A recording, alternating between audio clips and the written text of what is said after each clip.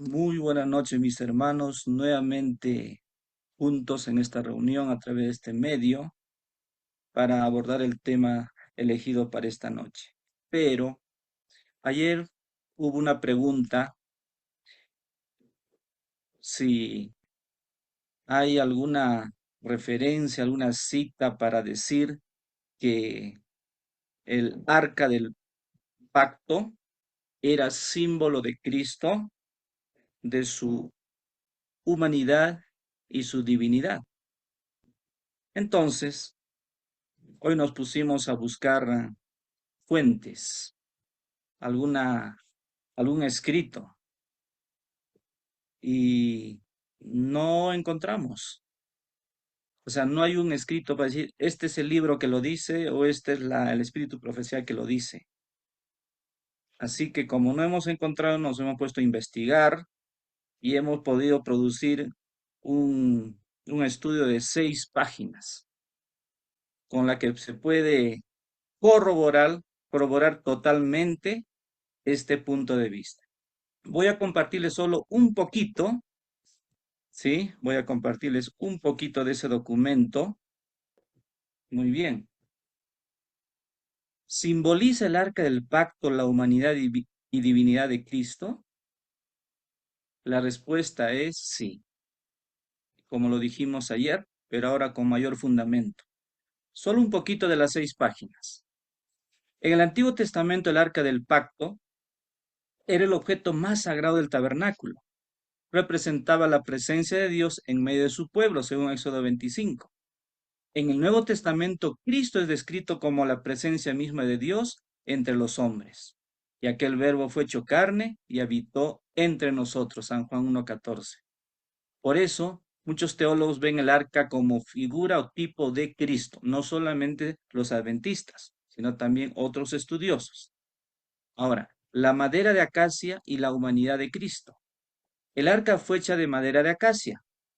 La madera representa lo humano porque proviene de la tierra, de algo creado y orgánico. Y ayer nuestro hermano que mencionó exactamente, el Salmo 1:1 al 3 también dice, varón, y luego será como árbol plantado. ¿Qué tal referencia, no? Un ser humano será como árbol plantado. La acacia, llamada también shittim, era una madera resistente, incorruptible y duradera que no se puede pudre fácilmente ni se destruye con el pasar del tiempo.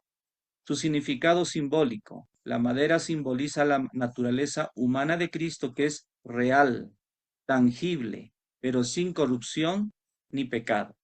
Así como la madera de acacia no se descompone, la humanidad de Jesús fue pura, sin mancha ni corrupción moral. Salmo 16:10 dice, porque no permitirás que tu santo vea corrupción. Ahora,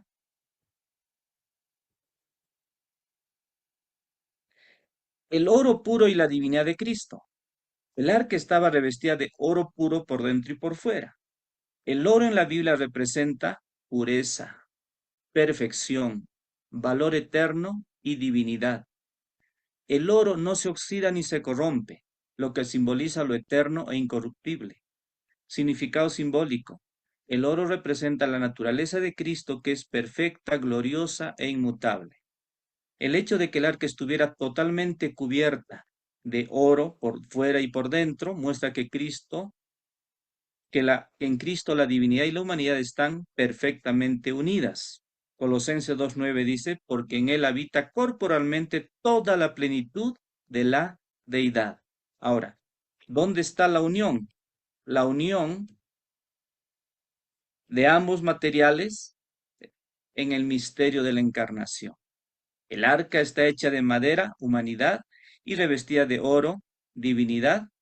Esto simboliza que Cristo es verdadero hombre y verdadero Dios al mismo tiempo, no mitad y mitad, sino ambas naturalezas perfectamente unidas en una sola persona. Muy bien, un poquito más. Aquí, el oro en la Biblia es símbolo de pureza y perfección. El oro es el metal más puro y duradero conocido desde la antigüedad. Por eso en la escritura se usa para representar lo que es incorruptible, precioso, santo, características propias de Dios mismo. Mas el que conoce mi camino me probará, saldré como el oro, dice Job 23:10. Aquí el oro simboliza pureza, después de la prueba, una imagen de perfección moral que viene de Dios. O sea, Dios mismo es descrito como puro e incorruptible, igual que el oro. Bueno, hay mucho más. Si ustedes gustan, les comparto este estudio de 6 páginas para que ustedes lo tengan. Entonces lo van a poder revisar con paciencia todo. No es el tema de hoy, solamente quería responder al pedido que alguien hizo el día de ahí, y seguramente no es el único, ¿no? Bueno, entonces ya les comparto si ustedes desean. Ahora quito esta pantalla. Yom Kippur es el nombre del día de la expiación en el idioma hebreo. Yom, día. Kippur, expiación o purificación. Yom Kippur. El santuario con todos sus muebles, con la vestimenta del sacerdote y el mismo sacerdote, todos son figuras de Cristo y la salvación en Cristo.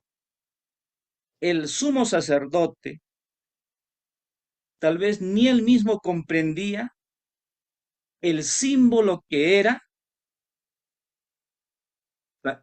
hacia Cristo.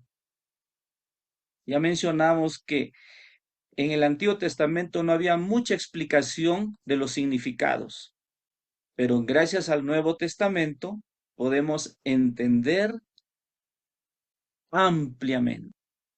Y sobre todo, el libro de Hebreos, el libro de Apocalipsis, son los que tienen mayor clarificación al tema del santuario. Muy bien, ahora quiero leer con ustedes 2 textos de la Biblia, ¿sí? Y si ustedes me ayudan, mejor todavía, ¿sí? Es cierto que vamos a estudiar Levítico 16, pero ¿qué les parece si también leemos en el capítulo 23? ¿Sí? Y pueden ayudar versículo 26 al 30. Levítico 23, 26 al 30. También habló Jehová a Moisés diciendo, a los 10 días de este mes séptimo será el día de expiación. Tendréis santa convocación y afligiréis vuestras almas y ofreceréis ofrendas encendidas a Jehová. Ningún trabajo haréis en ese día, porque es día de expiación, para reconciliación delante de Jehová vuestro Dios. Porque toda persona que no se afligiere en este mismo día será cortado de su pueblo. Y cualquiera persona que hiciere trabajo alguno en este día, yo destruiré a tal persona de entre su pueblo. Muy bien, ¿por qué leímos primero esta parte del libro de Levítico? Para identificar la fecha, cuándo se debía celebrar el Yom Kippur, el día de la expiación. Era el 10.º día del séptimo mes. Por supuesto, no es 10 de julio. No, no, no. Los judíos tienen otro tipo de conteo de meses que no es igual al nuestro. Si queremos saber en este año 2025 cuándo caería el 10.º día del séptimo mes judío, llamado mes de Tishri, tendríamos que identificar como el 2 de octubre, que ya pasó, que cayó día jueves. Entonces, los judíos, no solamente en Israel, sino también en el mundo entero, Siguen celebrando su Yom Kippur, por supuesto. Para Dios ya no tiene valor, pero para ellos tiene valor. Ellos lo han celebrado el 2 de octubre que cayó jueves, pero no lo celebraron de 12 a 12 porque ellos saben lo que es desde la puesta de sol hasta la puesta de sol es un día. Entonces lo celebraron desde el miércoles 1 de octubre hasta la tarde del 2 de octubre. Un solo día que cayó en día jueves. Ahora, cuando aquí en el texto leído encontramos que será santa convocación, es porque debiera ser santa convocación. Y las palabras santa convocación era similar a un sábado sagrado. Las fiestas judías, hay varias fiestas, una de ellas es el Yom Kippur, que consideraba un solo día al año, no importa qué día de la semana cayese, sería de santa convocación, o sea, un día sagrado. Y este año tocó el 2 de octubre, día jueves. Los judíos del ayer y los de ahora separan ese día como un día sabático. Y podemos decir, es un sábado ceremonial. Y así como Dios enseñó que en el sábado no se trabaja, es santa convocación, no ningún trabajo haréis, 6 días trabajarás, el séptimo es día de reposo para Jehová tu Dios, los sábados ceremoniales también tenían las características sabáticas.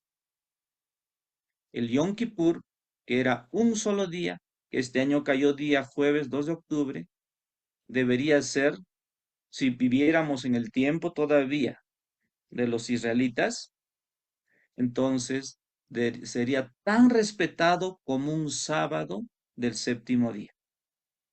¿Ya? Muy bien. Ahora vamos a leer también Levítico 16, versículo 1 y 2. Solamente el 1 y 2. Ustedes ya como tarea van a leer todo el capítulo. ¿Está bien? ¿Alguien está listo? Sea varón, sea dama.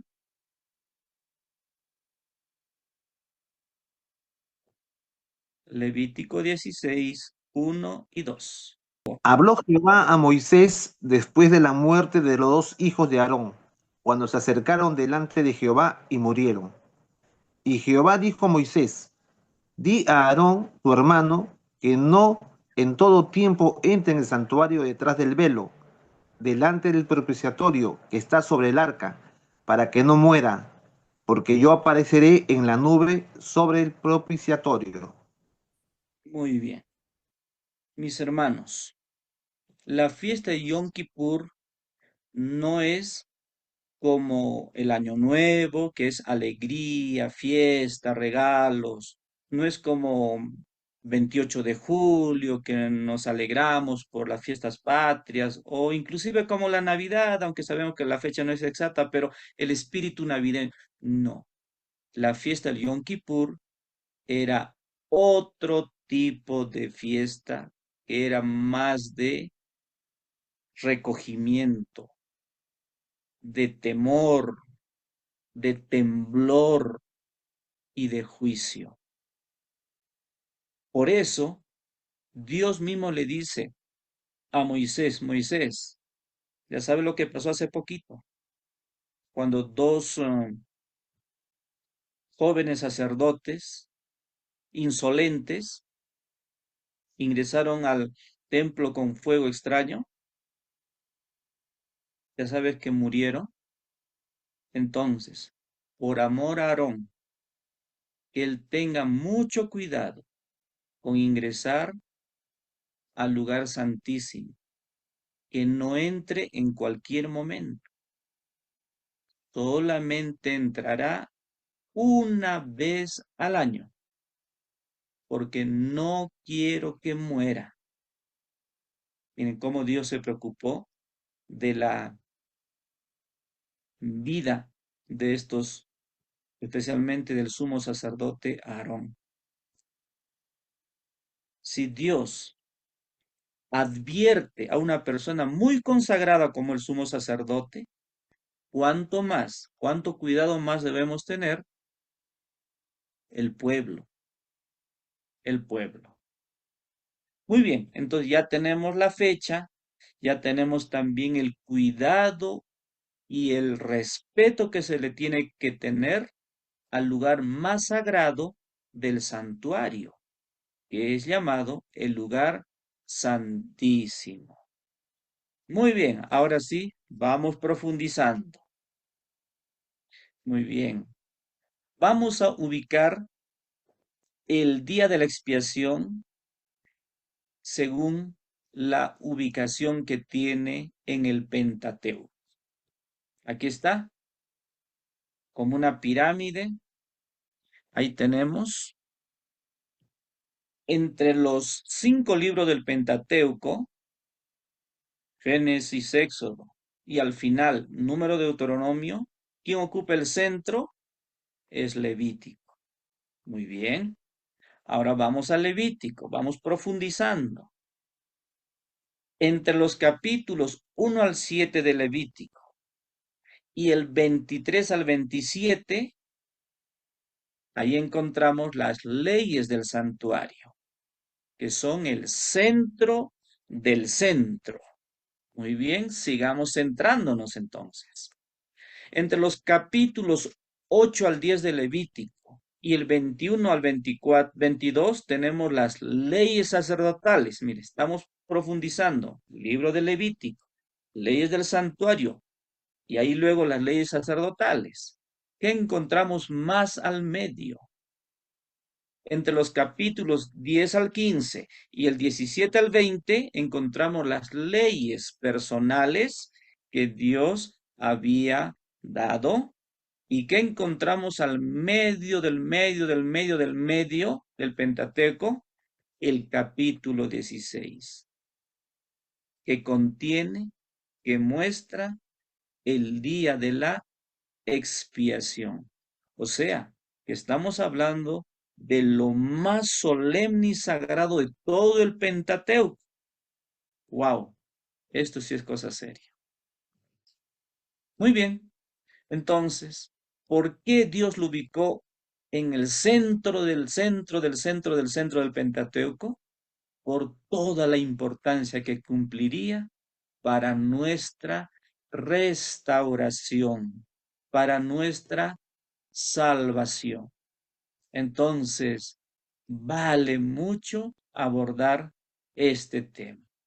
En el día de la expiación se culmina, es la culminación de algo. ¿De qué? Del proceso de la eliminación del pecado.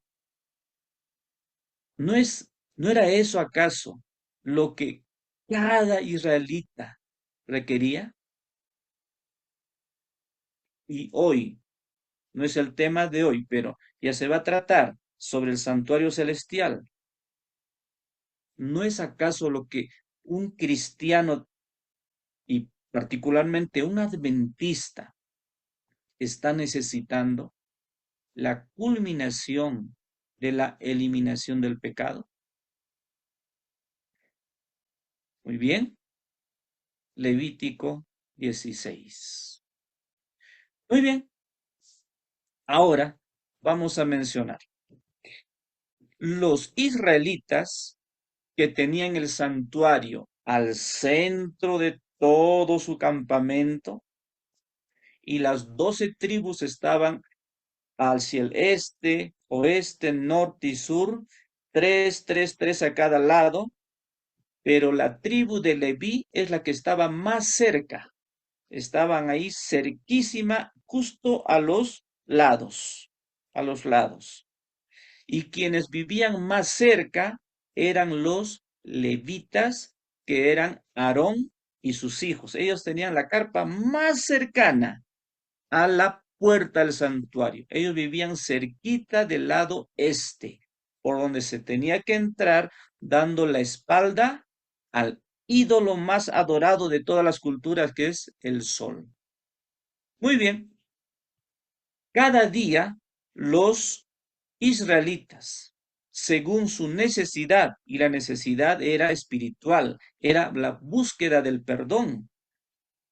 El israelita que había caído en falta, había caído en pecado, necesitaba un sustituto.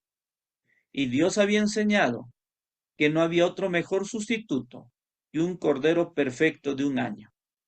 Ahí vemos un israelita manchado por su pecado, dirigiéndose al santuario, llevando sobre sí el cordero, mediante el cual transferiría su pecado al santuario. Muy bien. Llegaba el momento del sacrificio de ese sustituto. Y no creo que el israelita se vaya contento. ¡Hey! ¿A dónde vas, israelita? Ah, estoy para corderito. No, no creo que haya hablado así.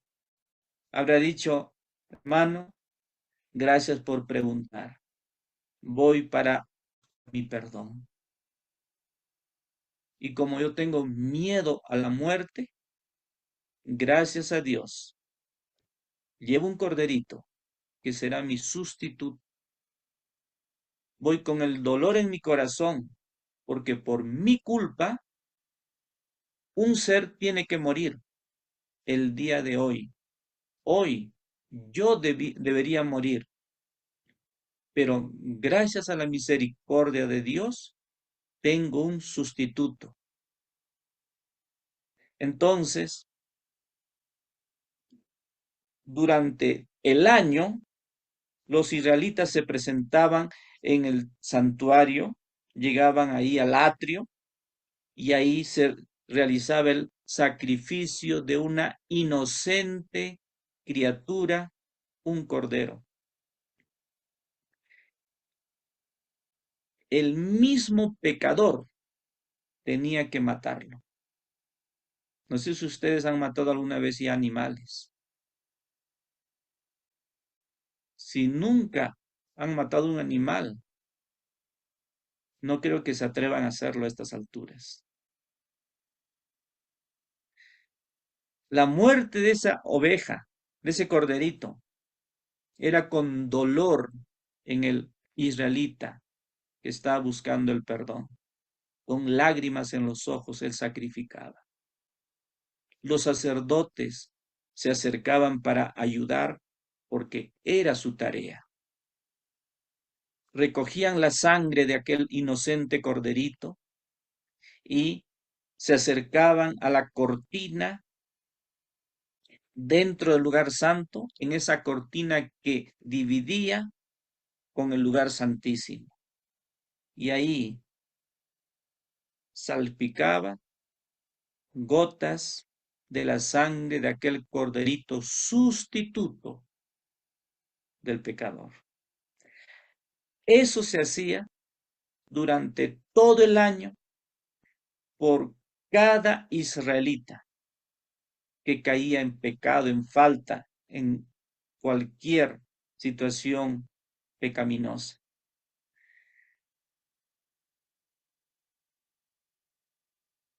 El ser humano había pecado, pero al ejercer fe en el sacrificio de la víctima sustitutiva, quedaba perdonado. Aquel israelita, terminando ese acto doloroso y de recogimiento espiritual, él terminaba perdonado y él tenía que creer en el perdón que estaba obteniendo. Pero la sangre del corderito que ese día había muerto había sido rociado en el lugar santo, en la cortina que dividía con el lugar santísimo. Una víctima había muerto por él el Cordero había asumido la condenación de sus pecados. Y ahí se cumplía. La paga del pecado es muerte. El día que caigas en pecado, que Dios le dijo a nuestros primeros padres, ese día morirán, pues ese día alguien murió. Murió el Cordero, sea uno, sea dos, que Dios mismo tuvo que sacrificarlos. Símbolo del Cordero de Dios que 4000 años después moriría para el perdón nuestro. Entonces, este servicio diario permitía que los israelitas podrían obtener el perdón y la restauración por sus pecados. Sin embargo, la solución no era definitiva. ¿Por qué? Porque el pecado, la culpa, había sido transferido al santuario. ¿Cómo llegó la culpa de este pecador? A través del corderito, y del corderito por su sangre al santuario.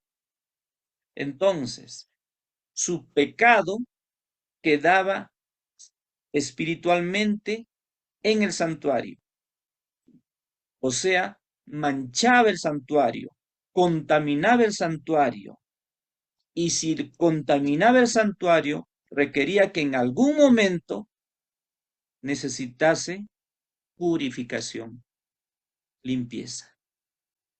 Sí. Entonces, el pecado estaba en el santuario. Por eso es que Dios también les dijo, habrá un día al año para el Yom Kippur, el día de la expiación. Estuve buscando en el diccionario de la Real Academia Española qué significa expiación y da dos definiciones complementarias. Dice, expiación, borrar las culpas, purificarse de ellas por medio de algún sacrificio. Entonces, los israelitas podrían ser perdonados y purificados por la muerte de un sustituto. Y también hay otra definición que dice purificar algo profanado como un templo. Miren, hasta la Real Academia Española lo expresa bien. También se necesitaba que una vez al año haya purificación del lugar, del templo. Por eso se llamaba Día de la Expiación. Muy bien.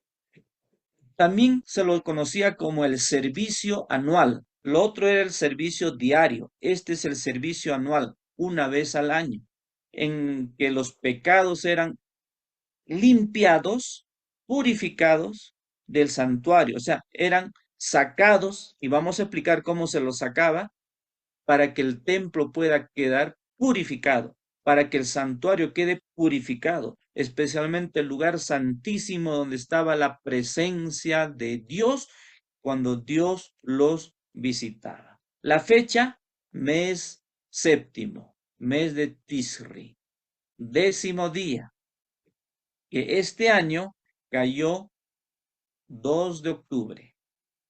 2 de octubre. Muy bien.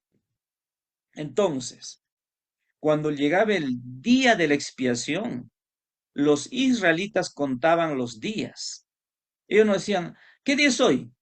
Ah, es el día de la expiación. Oh, no me di cuenta. No, los israelitas esperaban con ansias el día de la expiación.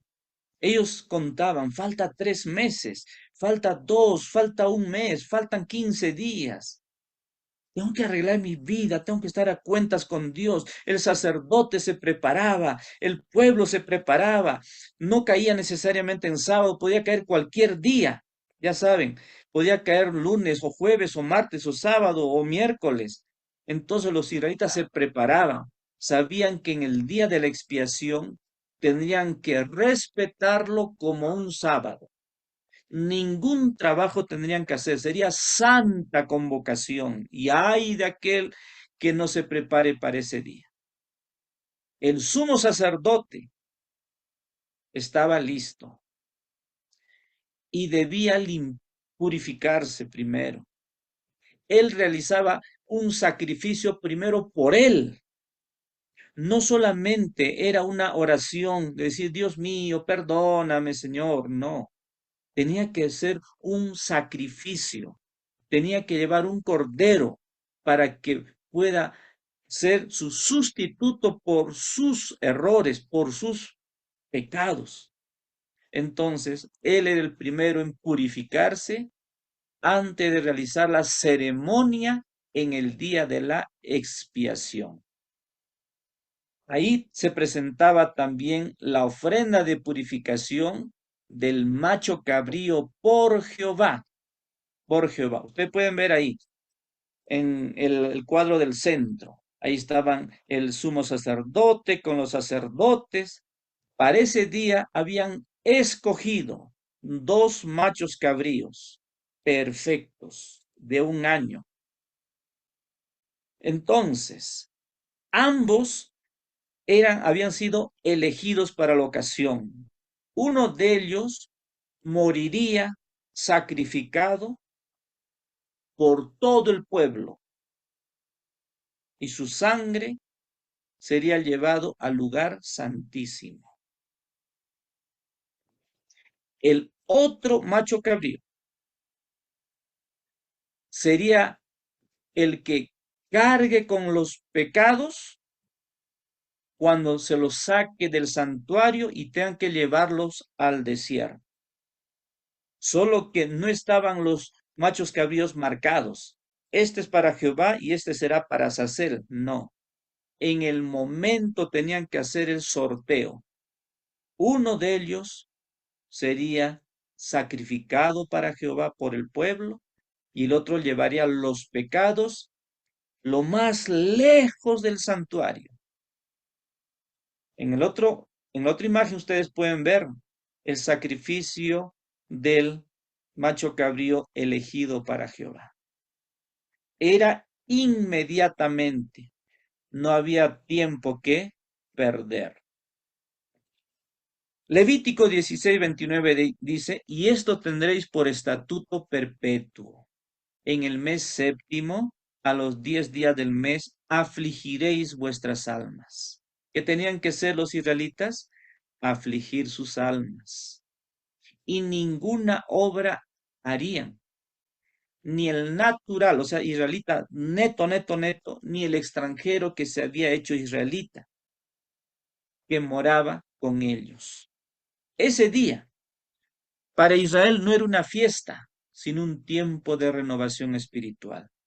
Ese día, el sumo sacerdote que representaba al pueblo entraba en la presencia de Dios en el lugar santísimo, donde podía ingresar solamente una vez por año. Dios esperaba que ese día el pueblo dejara de lado la rutina diaria y descansase de su trabajo para consagrarse exclusivamente a Dios. En este momento, mientras escuchan este tema, seguramente alguno puede estar pensando, mañana tengo examen, ¿no? No he preparado todavía la cena, ¿no? O ¿qué dirán del partido de Perú con Rusia? ¿O el dólar habrá subido? Tengo cita con el médico mañana, seguramente. Y no está mal eso. Pero los israelitas tienen que estar totalmente concentrados en su vida o en su muerte.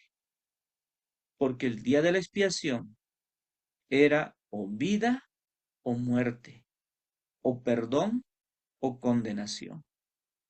Entonces, todo israelita, el pueblo entero, todos estaban paraditos ahí alrededor del santuario. No estaban dentro, estaban todos alrededor. los padres, los hijos, los nietos, las esposas. Todo israelita, no había ni uno que estaba ahí en su hamaca con sus lentes oscuros, bronceándose, no. Todos estaban ahí en formación. Todo israelita pasaba el día en solemne humillación delante de Dios, en oración, en ayuno y en profundo análisis del corazón. Estaban tan concentrados que ni pensaban en el almuerzo. Para ellos, decía, si hoy es mi último día, ¿para qué comer? Prefiero estar a cuentas con Dios. Prefiero arreglar mi vida, prefiero golpearme el pecho que estar ahí sobando mi barriga. Entonces los israelitas estaban en una actitud solemne y es lo que Dios quería, es lo que Dios esperaba. No era el momento de tener una mente dividida, mi cuerpo aquí y mi espíritu allá. No, era el día del juicio, era el día de la vida o la muerte, el perdón o la condenación. El mismo sacerdote podría morir si es que el pueblo no se habría consagrado, si habría todavía un Acán por ahí suelto. El mismo sumo sacerdote podría morir. Entonces el día de la expiación era el día más solemne de todo el año. Muy bien. Y el sacerdote estaba más ocupado que de costumbre. En el día de la expiación, que no se podía hacer trabajo alguno, pero sí se tenía que reposar ante el momento y ante el acto mismo. Y mientras el pueblo dejaba de trabajar, el sumo sacerdote trabajaba más que cualquier día del año. Él trabajaba y trabajaba mucho. El pueblo descansaba gracias a que el sacerdote trabajaba en su favor. Lo que ellos no podían hacer, él lo hacía por ellos ante Dios.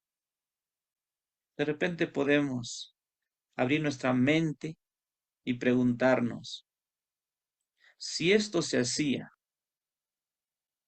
en el día de la expiación, en el antiguo tabernáculo, en el cielo que estamos viviendo, en el día de expiación, que no es un día, es desde 1844 hasta que Cristo tumbe el incensario y diga hasta aquí nomás, ¿cómo deberíamos vivir nosotros?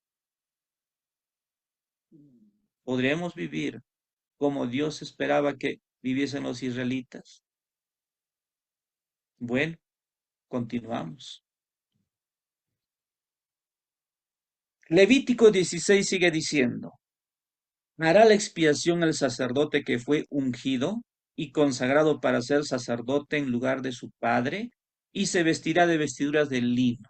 Empezaba con vestidura blanca, las vestiduras sagradas, y hará la expiación por el santuario santo y el tabernáculo de reunión. También hará expiación por el altar, por los sacerdotes, por sus colegas y por todo el pueblo de la consagración.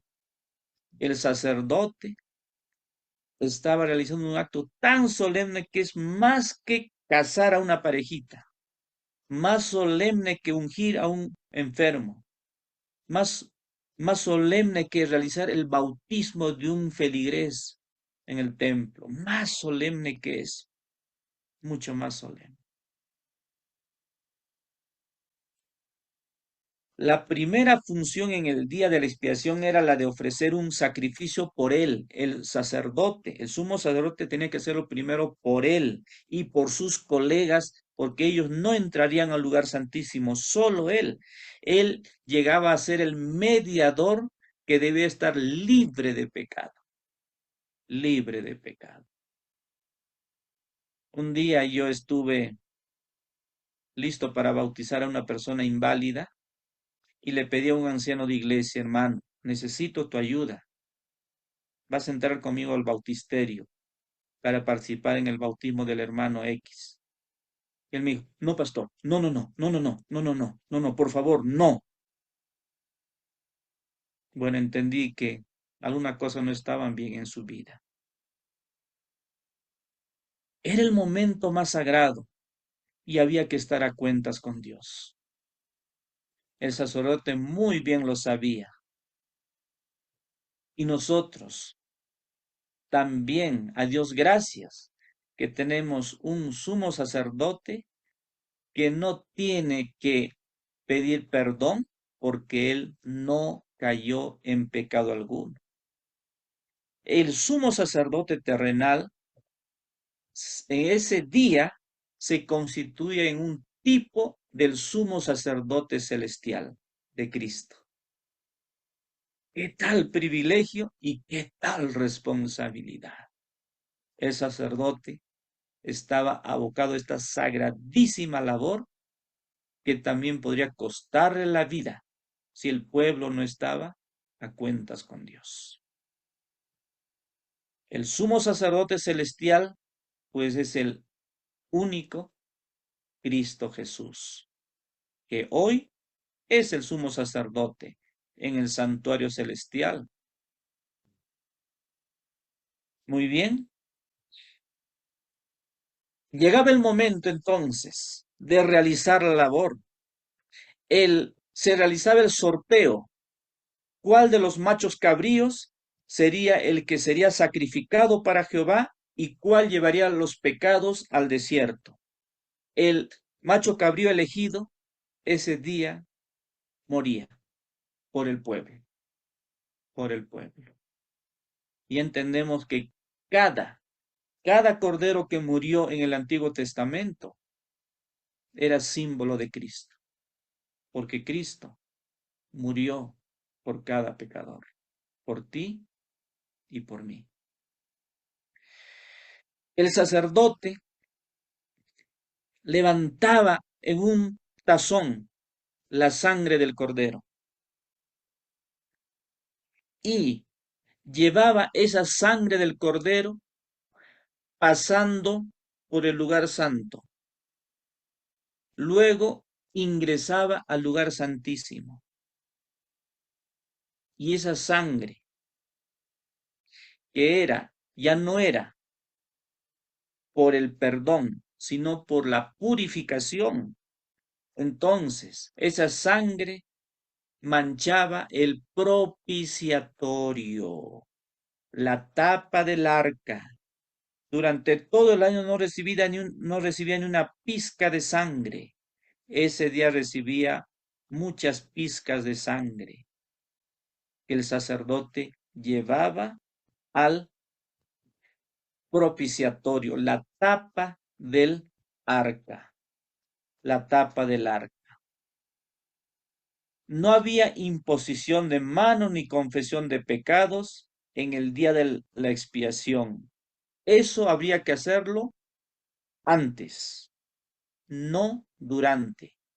Y antes podría ser el día anterior, la semana anterior, el mes anterior, no el día de la expiación.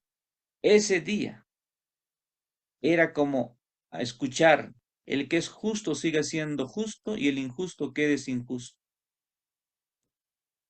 Ese día, el propósito de la ceremonia era purificación, purificación. Entonces, el sacerdote llevaba esa sangre para purificar el santuario, de manera especial el lugar santísimo. Por eso manchaba el propiciatorio, que era totalmente de oro. Así es, eso se estaba realizando en ese momento. Esa sangre llegaba hasta el propiciatorio. ¿Para qué? Para que simbólicamente, después de limpiar el propiciatorio, o sea, manchaba y a la vez limpiaba, símbolo de la sangre de Cristo que nos limpia de todo pecado. El sacerdote, en el momento que estaba realizando esa mancha y limpieza con sus manos, en ese momento él se volvía el vehículo para cargar con todos los pecados del año y poder sacarlo del santuario. El sumo sacerdote se volvía en el intermediario, en el representante de Dios en la tierra, para sacar el pecado, para que pueda el santuario quedar purificado. Luego se buscaba al otro macho cabrío y ya lo tenían listo afuera. ¿Qué se hacía? Cuando hubiera acabado de expiar el santuario y el tabernáculo de reunión y el altar, hará traer al macho cabrío vivo y pondrá a Aarón o los otros sumos sacerdotes que hubieron sus dos manos sobre la cabeza del macho cabrío. Recuerden que el sumo sacerdote cuando salía del lugar santísimo, él estaba cargando los pecados, era un símbolo de Cristo que cargó los pecados de todos nosotros. Por eso dijo, Dios mío, ¿por qué me has desamparado? En ese momento el sumo sacerdote estaba llevando simbólicamente los pecados de todo el pueblo. Y dice, y confesará sobre él todas las iniquidades de los hijos de Israel. En ese momento el sumo sacerdote se acercaba a la cabeza del macho cabrío y decía, todos los pecados del pueblo en este momento quedan en ti, macho cabrío. Hasta ese instante estaba sobre el sumo sacerdote, pero desde ese momento ya estaba en el macho cabrío. Dice, todas sus rebeliones, todos sus pecados, poniéndolos así sobre la cabeza del macho cabrío. Y ahora que ya todo estaba sobre el macho cabrío, dice, lo tenían que enviar al desierto por mano de un hombre destinado para eso. Cada año había algún elegido y esa persona tiene que estar preparada. Entonces, el macho cabrío, dice, era llevado al desierto, a una tierra inhabitada, inhóspita, tan lejos como para que no vuelva. Imagínense si el cordero volvía o el macho cabrío volvía. Todos los pecados estarían otra vez ahí. Así que lo tenía que llevar, hasta podemos decir, hasta lo mareaba para que no vuelva, no encuentre el camino. Y cuando ya encontraba el lugar más alejado, más inhóspito, o de repente hay que hasta taparle los ojos para que él pueda huir y no lo pueda perseguir.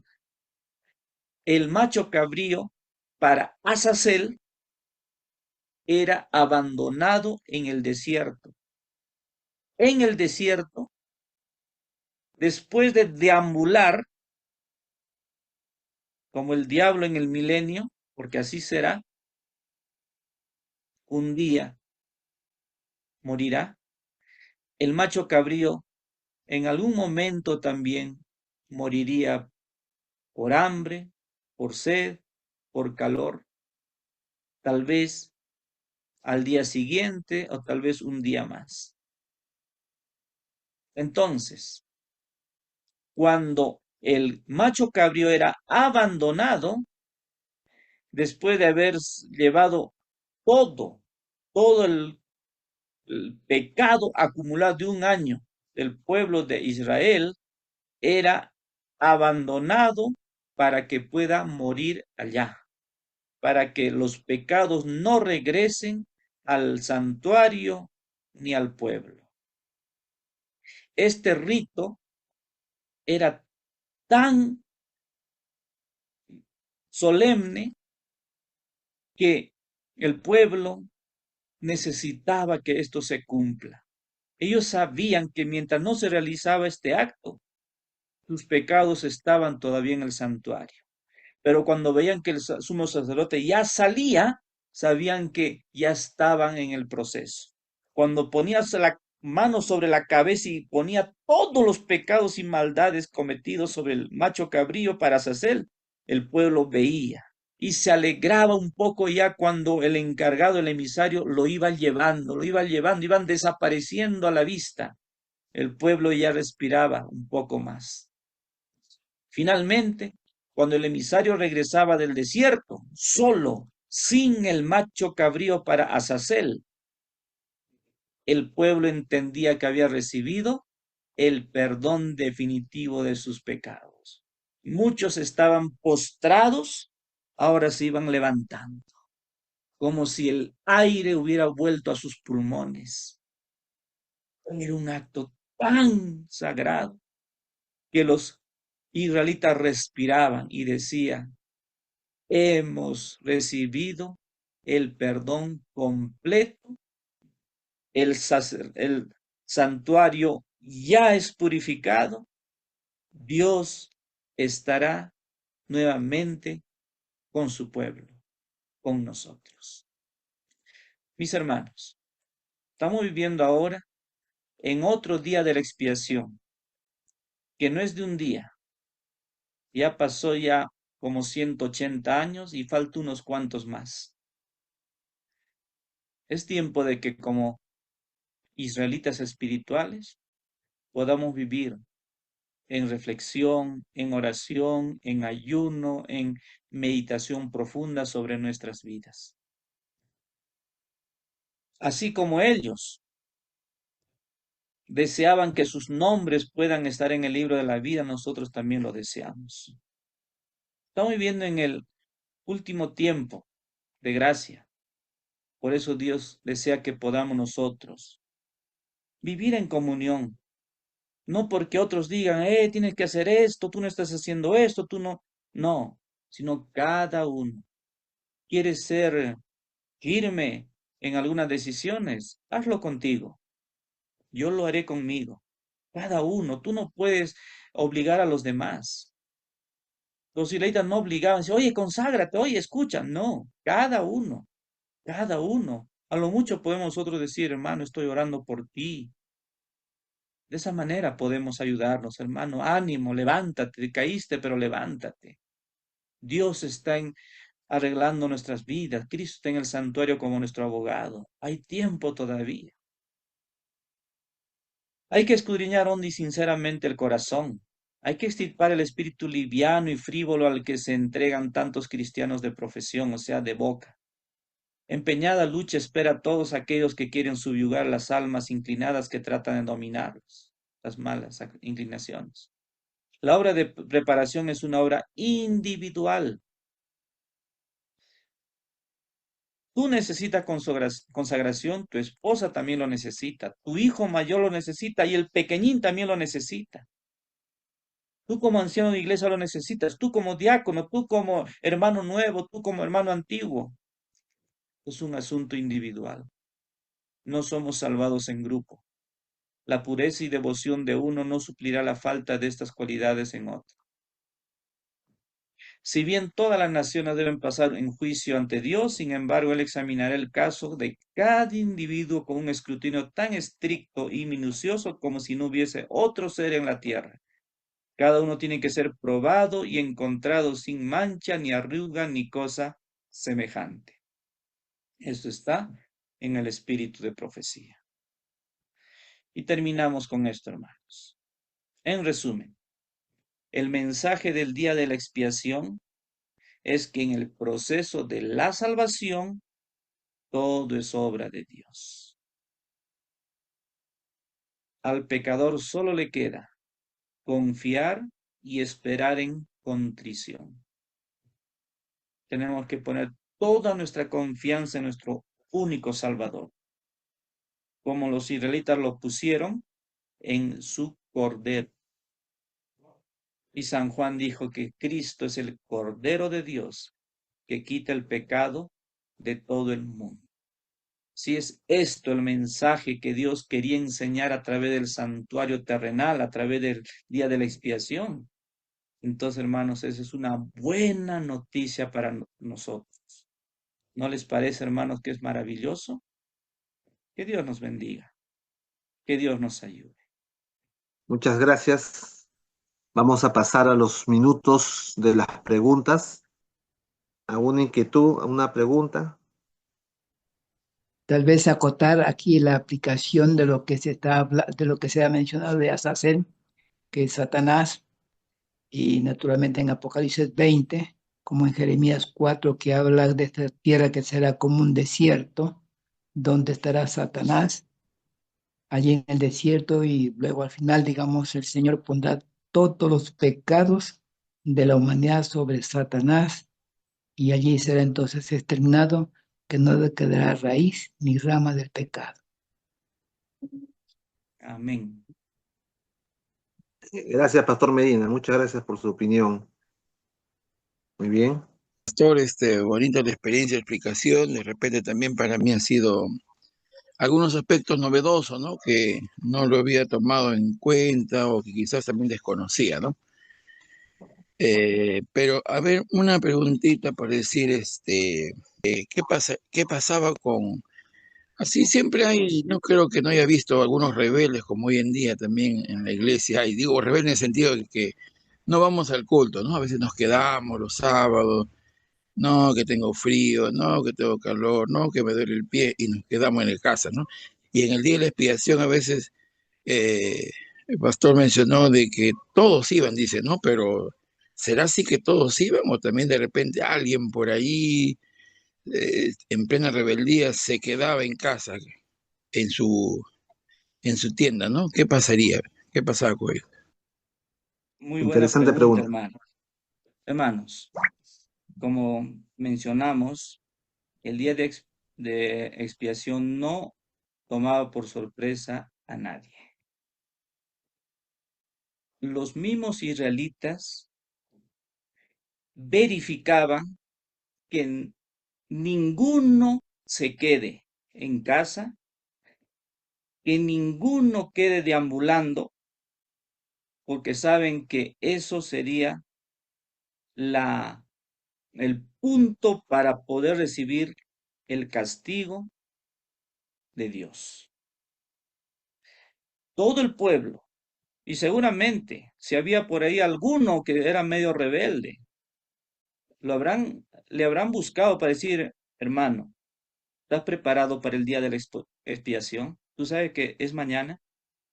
¿Tú sabes que tu vida y mi vida corren peligro y también el sumo sacerdote?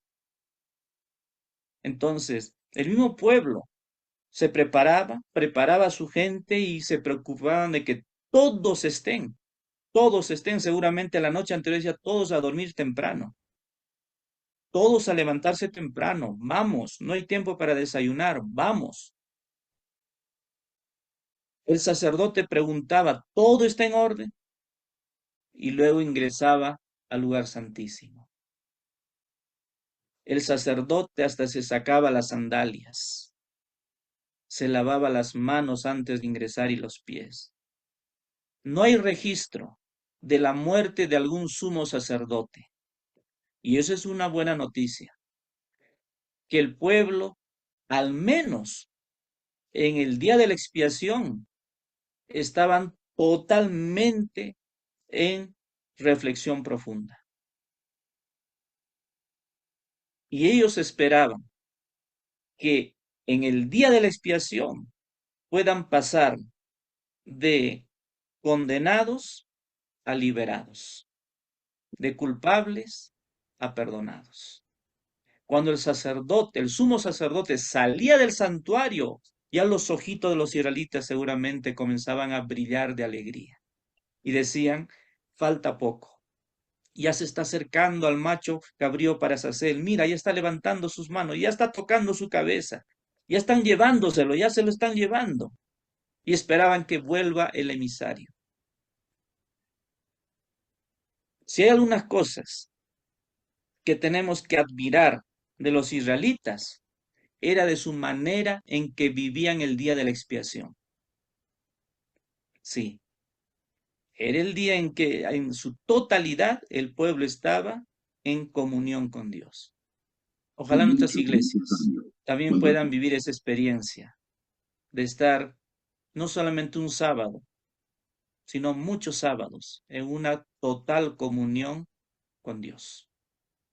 Mi pregunta es la siguiente. En Hebreos 9, 11 y 12, Pablo dice, pero estando ya presente Cristo, sumo sacerdote de los bienes venideros por el más amplio y más perfecto tabernáculo no hecho de manos, es decir, no de esta creación, y no por sangre de machos cabríos ni de becerros, sino por su propia sangre, entró una vez para siempre en el lugar santísimo, habiendo obtenido eterna redención. Entonces, Pablo habla de que Jesucristo su sacrificio y entró en el lugar santísimo y obtuvo eterna redención para nosotros. ¿Por qué nosotros, y ahí quisiera, para tenerlo claro como adventista, por qué nosotros creemos que él recién entró en 1844 al lugar santísimo y Pablo dice que cuando hizo su sacrificio él entró una vez y para siempre en el lugar santísimo? Gracias. Muy bien, mi hermana Violeta, creo. La Biblia menciona lo que Cristo haría en primer lugar y en segundo lugar y todo en adelante. Cuando la Biblia menciona que Cristo entró en el lugar santísimo, claro que entró, pero en su debido momento. No cuando se fue al cielo. Cuando se fue al cielo entró al santuario, pero todavía no ministraba en el lugar santísimo. En su debido momento, Él entró una vez y para siempre. Por eso, dice también otra parte, ¿no? Que lo que Cristo hace es una vez, no como los sumos sacerdotes que entraban cada año en el día de la expiación. Cristo entró una sola vez.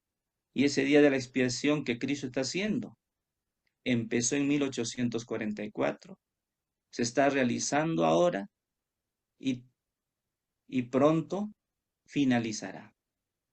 Todo se cumplió en su debido momento. Cuando Cristo resucitó, se fue al cielo, Él hizo su obra de intercesor en el lugar santo. Pero conforme a la profecía de los 2300 días, en 1844, Él inicia su otra función, que es de juicio como sumo sacerdote. Todo en su momento. Cristo entró en el lugar santísimo en la fecha de 1844. El hermano Carlos, creo. Ya, bueno, en primer lugar quería agradecer a Pastor Contreras por la exposición. Este tema del día de la expiación de Yom Kippur es trascendental para la Iglesia Adventista, pero también para el mundo en general, ¿no? Lo que yo quería decir es que teniendo esta claridad, el tema nos compromete como adventistas para cumplir, ¿no? Con la misión que está planteada específicamente en Apocalipsis 14, ¿no? En el mensaje de los tres ángeles. Primer ángel que dice, ¿no? Temer a Dios y darle gloria porque la hora de su juicio ha llegado. Yo creo que ese es un tema que el mundo tiene que conocer y que nosotros tenemos que empezar a proclamarlo con fuerza.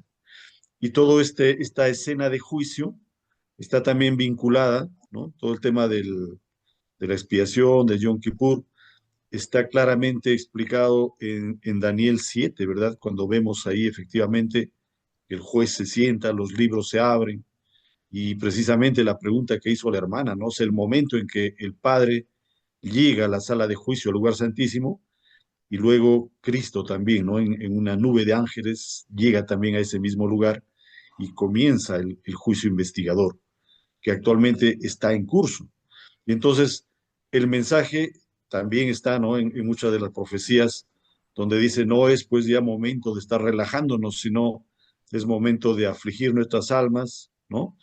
De empezar a buscar la presencia del Espíritu Santo, a ordenar nuestra vida, porque precisamente estamos viviendo en este día de la expiación.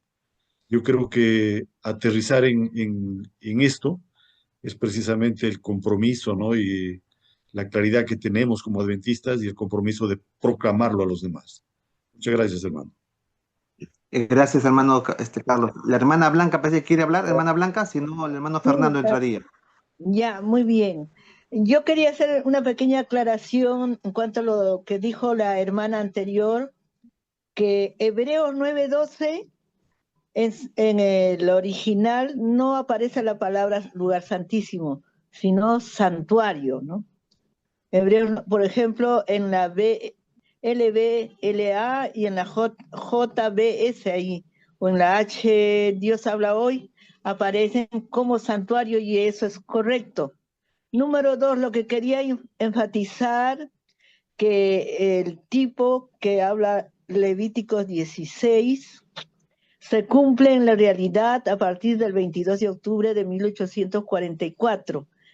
Y ahí el énfasis es, no solamente es la expiación final, sino también es el juicio, ¿no? El juicio investigador que se está llevando a cabo.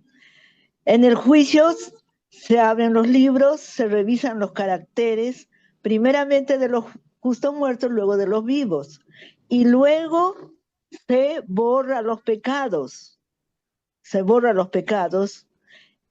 Hay ese acto de borrar los pecados es la expiación, ¿no? Porque expiación quiere decir borrar, limpiar, quitar, tapar, purificar, ¿no? Entonces, nuestra doctrina principal, las 2300 tardes y mañanas, se cumplen. Dice la palabra de Dios que Jesús está haciendo un servicio especial desde 1844 con dos obras.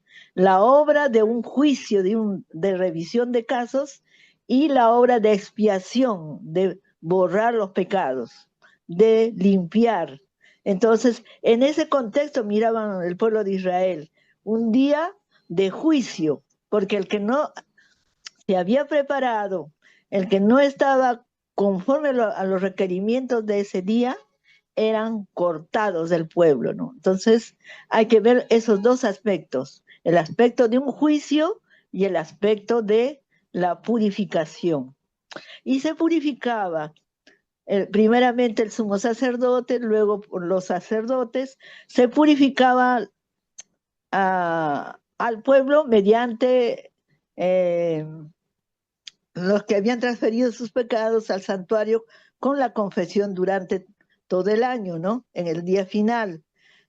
Y no solamente se purificaba eso, se purificaba también el tabernáculo propiamente dicho, el atrio, el altar de oro, el altar del sacrificio, todo era purificado en ese día. Eso nomás quería decir. Gracias. Gracias, hermana Blanca. ¿Alguna pregunta, una opinión más? ¿O pastor, algún comentario? Agradecer a la hermana por su acotación. Algo que no mencionamos, pero obviamente también incluía, era el lavado de las cortinas, el lavado del piso. Seguramente esa obra no duraba un ratito, duraba muchas horas. El sumo sacerdote ingresaba al lugar santísimo. Seguramente los sacerdotes, estando en el lugar santo, también tenían que ayudar, pero en su área, en su espacio.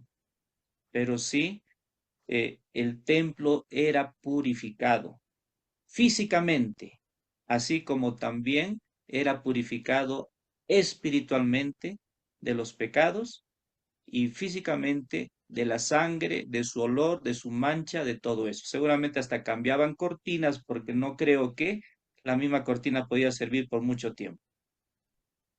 Muy bien, muchas gracias, pastor. El hermano Fernando creo que quería hablar. Muy bien, entonces damos por terminado el día de hoy esta reunión, nuestra tercera reunión, agradeciendo al pastor John Contreras su paciencia, su tiempo, su generosidad, su amor con la iglesia por darnos estos 2 días, estos 2 temas tan importantes y valiosos. Estamos muy agradecidos, pastor. Reciba nuestro agradecimiento, no solamente como iglesia de Santa Bárbara, de Cañete, sino también de todas las personas que están acá presentes. Se escucha. Hermano Luis, se escucha. Hola, Buenas noches, bendiciones a todos. Quería Gracias. compartir algo con respecto a la pregunta que hicieron si Jesús había entrado al lugar santísimo. Un escritor conocido de la iglesia hace una mención que en hebreos la palabra santísimo es taagia, o sea, traducida del griego, ¿sí? En el libro de Hebreos, traducida al griego, la palabra es taagia, que significa lo santo. Y en sí no hace un énfasis dónde entró Jesús, si entró al lugar santo o lugar santísimo, sino que está haciendo más énfasis en lo que está haciendo Jesús en el lugar santísimo, que es interceder por cada uno de nosotros. Eso quería compartir. Muy bien, muchas gracias, hermano Pinto. Carlos Sin, creo que quería hablar o Antes preguntar o opinar. solamente algo que de repente no se expresó bien. En el lugar santo, Cristo hace la intercesión. Y en el lugar santísimo, hace la obra de juicio. Muy bien, continuamos. Muchas gracias, pastor. Muchas gracias por la precisión. Muy bien, vamos entonces a ir culminando porque ya no hay más preguntas, me parece. Vamos antes de terminar para dejar un último recuerdo con el pastor John Contreras, que puedan prender sus camaritas, nos colaboren para que haya como un registro, ¿no? Nosotros estamos muy agradecidos. Sería bueno que también muchas veces en el momento de la exposición estén con sus camaritas porque creo que el expositor se anima viendo ahí personas atentamente mirándolo a él. Que nos pida con una oración. El hermano Carlos tiene acá también del distrito de Cañete. Santo Padre, te damos gracias infinitamente, Dios, porque estamos estudiando estas noches temas de gran importancia para nuestro crecimiento espiritual y también de análisis para ver tu obra maravillosa, tanto aquí en la tierra como lo que fue y lo que es ahora en el cielo. Y más que todo pedir pues que nuestro santuario personal sea también renovado, sea cambiado, perfeccionado por tu santa voluntad. Bendice aquí a todos los presentes, a los disertadores igual, a los que van a venir posteriormente, que todo sea de bien. Guíanos, protegen, acompáñanos en esta noche, danos un nuevo día y que todo sea mejor y diferente. Dirígenos en nombre de Jesús. Amén, Señor. Amén, Señor. Buen Padre. Amén. Muchas gracias, pastor. Amén, De amén. verdad, estamos muy agradecidos. Muy lindo su exposición. En verdad, queridos hermanos, esta noche ha sido pero una noche de oro, una cena pero excelente, pero sí con un reto tremendo que desde hoy, desde ahorita tenemos que vivirlo, así como los israelitas, nuestros hermanos. Meditemos en eso más, hermanitos lindos, por favor, y seamos nosotros la primicia de esto, para, como dijo el hermano, salir con este compromiso, con poder, y pedir en las noches la porción del Espíritu Santo que caiga sobre cada uno de nosotros, no solamente para ser instruidos, sino para vivirlo y demostrar al mundo que no conoce todavía este plan maravilloso que Dios tiene para cada uno de los que no le conocen. Y más bienaventurados nosotros porque ya lo hemos conocido. A medida de este conocimiento, Dios también nos va a juzgar. No olvidemos eso. Que Dios nos bendiga y nos dé el derramamiento de su Espíritu Santo. Clamemos eso, sí. Que Dios los bendiga y muchas gracias y bendiciones a todos los que han elaborado este lindo programa e interesante y urgente para el pueblo de Dios. Bendiciones y una feliz noche. Muchas gracias, hermana. El Señor los bendiga, hermanos. Muy buenas noches. Muchas Ha sido todo gracias. por el día de hoy. Bendiciones. Bendiciones, hermano. Bendiciones. Vamos a parar.